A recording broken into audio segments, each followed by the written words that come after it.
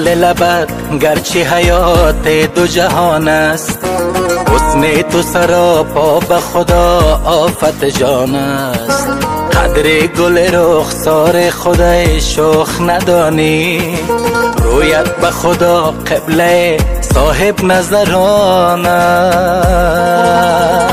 محبت ساغرش تو آشنای دلستی، محبت جوهرش شور و نوای دلستی، محبت ساغرش تو آشنای دلستی، محبت جوهرش شور و نوای دلستی.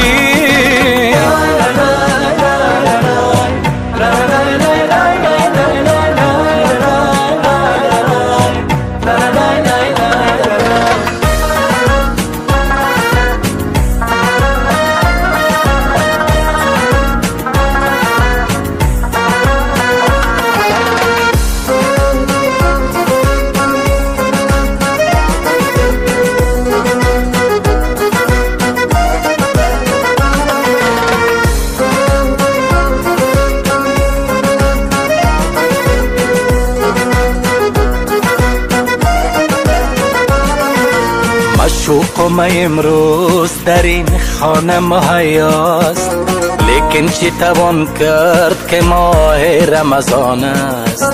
جانا چی کنم پیش تو اظهار محبت، چیزی که عیان است شیاجت به بیان است.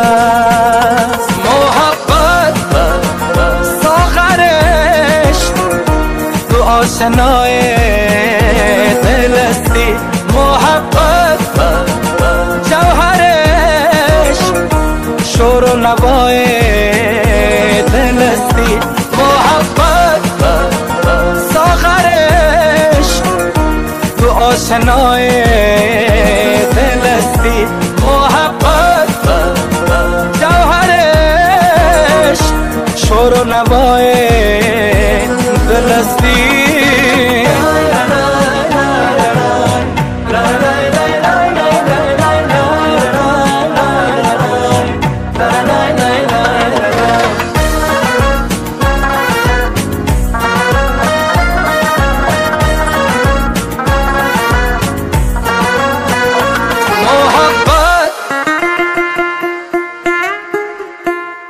محبت